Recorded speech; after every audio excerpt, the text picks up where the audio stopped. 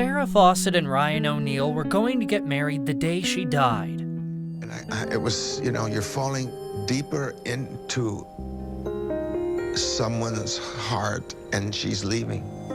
The priest at St. John's Hospital arrives to marry us, but administers the last rites instead. He wrote in his book, "This Hollywood's golden couple survived all the drama and tragedy in their 3-decade-long romance. The only thing that tore them apart was death, and it was O'Neal who held Fawcett's hand as she took her last breaths." She was one of a kind. She had energy and an aura I have never seen before or since. It all started when Lee Majors unwittingly introduced his wife to the man she'd spent her last days with. Lee Majors and Ryan O'Neal had sparked up a friendship in the 1960s, and they got together again in 1979. Majors was scheduled to shoot a movie in Toronto, where O'Neal's daughter, Tatum, lived. At the same time, O'Neal would be working in Los Angeles, near Fawcett. The men made a deal to look in on each other's loved ones and keep them company. Lee had worried Farrah might feel lonesome while he was away, but thanks to O'Neal, she wasn't lonely for long. The two quickly began an affair that would last for 3 decades. And I don't want to mess it up. She was my greatest love.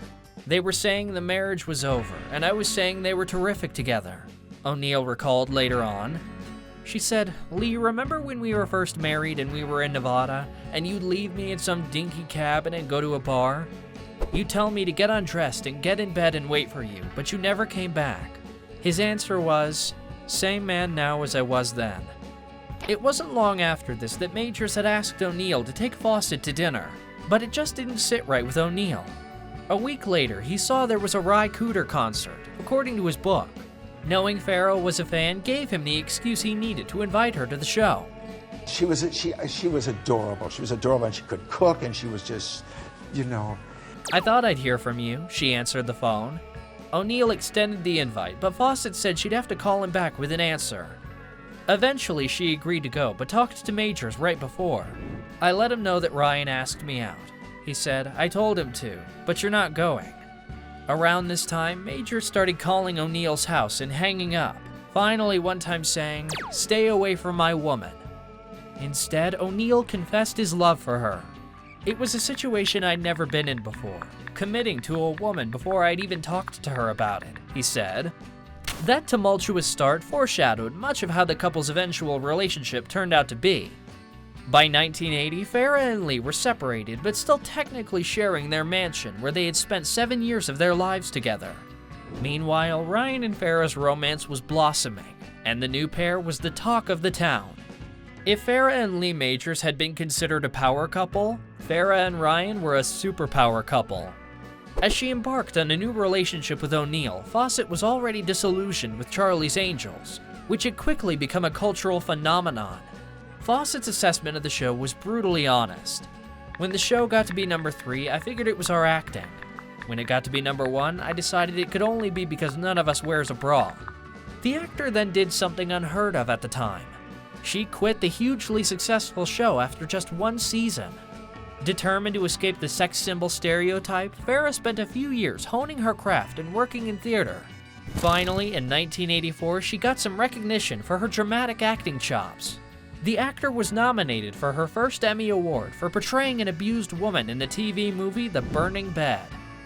Her performance was critically renowned and spurred a national conversation about domestic violence. Miss Fawcett gives an admirably strong performance, progressing from spirited teenager to a trembling shell of a woman with harrowing conviction, the New York Times said. All the while, O'Neal's career faltered, and he struggled to fulfill his early acting promise. Some blamed substance abuse for his declining acting work and increasingly volatile temper. On January 30th, 1985, Farrah gave birth to her first and only child, their son, Redmond O'Neal. Despite years of rumors, she had no plans to wed his father. Marriage was never something either of them needed. There was the time Farrah and Ryan were on their way to a church in Nevada, but got a flat tire, and never felt the need to walk down the aisle again. There were times they were the idyllic couple, showering each other with love. They were also brutally honest and real. And when it came down to it, they were protective of one another. The couple's stormy relationship weathered career missteps, erratic behavior, and family drama. But the last straw for Fawcett was walking in on O'Neill in bed with another woman. In his 60s, Ryan began an affair with Leslie Stephenson, an actor still in her 20s. As he tells it, "I just don't think Farrah liked me very much, so I excused myself and I was lucky enough to meet this young girl. She was more a daughter to me than a lover, and my own daughter had flown the coop, so here was this replacement." In 1997, Farrah finally walked in on Ryan and Leslie together, catching them in the act. Ryan recalls, "Leslie dived under the covers. I thought Farrah was going to attack her, but she said, 'What's your name?' Leslie said, 'Leslie,' and Farrah walked out." The actor remains impressed by Farrah's composure and her ability to navigate that difficult time with grace despite her anger and pain. "I didn't have a change of life. I was always a jerk. But they're hard work, these divas. I was sick of it, and I was unappreciated," he said. That was the breaking point. After 2 decades together, they split in 1998. With that, Farrah and Ryan began their first and only separation during their 3-decade-long romance. Though the two continued to stay in close touch with each other, they each saw other people during this time. And when O'Neill was diagnosed with leukemia in 2001, they reunited. Now older, the couple rekindled their romance, and this time they built it in a way that had foundation and trust. Farrah had her home here, and I had my home at the beach, and she would only come on the weekends. Our son was happy, and Farrah was mature. She didn't get mad at me so easily. I had missed her. Luckily for the two lovers, O'Neill was able to get his leukemia into remission and begin living a healthy life again. With Ryan back on his feet, the couple started getting back into the normal rhythm of life. The two of them continued to live separately, but spent much of their days together. They were very much in love again and enjoying their newfound relationship. Unfortunately for the lovebirds, more dark days were just around the corner. After all that they had been through, things were about to get much, much worse. As fate would have it, the tables turned. Fawcett was diagnosed with anal cancer in 2006, and O'Neill dedicated himself to taking care of her. And she didn't smoke, and she didn't drink, and she exercised every day. And she believed in her and good health. Even then, looking ahead, he wasn't sure how he'd cope. "It's a love story. I just don't know how to play this one. I won't know this world without her," he said. "Cancer is an insidious enemy." After going through an aggressive course of treatments, including chemo and radiation, Farrah was declared cancer-free. However, just a few months later, another cancerous polyp was found during a routine checkup. According to Verywell Health, only about 15% of patients who beat anal cancer will see a recurrence, so this turn of events was disheartening and unexpected for Farrah.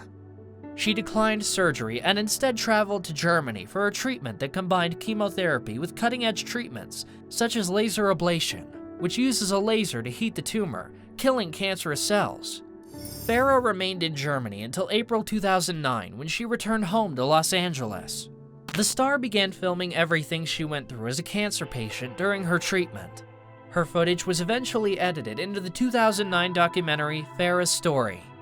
Critics derided the documentary, which took an unflinching look at the actor's ordeal as exploitative, but it was made at Fawcett's insistence on sharing her experience with a disease that had received little attention in the media. As her friend Alana Stewart said, if she was going to have cancer, she was going to use it to do good. Toward the end of Farrah's life, Ryan began to doubt if their decision not to tie the knot had been correct. "We never really considered it. We didn't want to do what other people wanted us to do. We were rebels, but now I would do it in a second, if I can get her to wake up long enough. Our son would love it." As time began to run out for the lovers, regrets and thoughts of marriage came up more and more for Ryan. And in those final dire days, O'Neill proposed and Fawcett accepted. Sadly, their wedding day would never come. This time it was more than just a flat tire.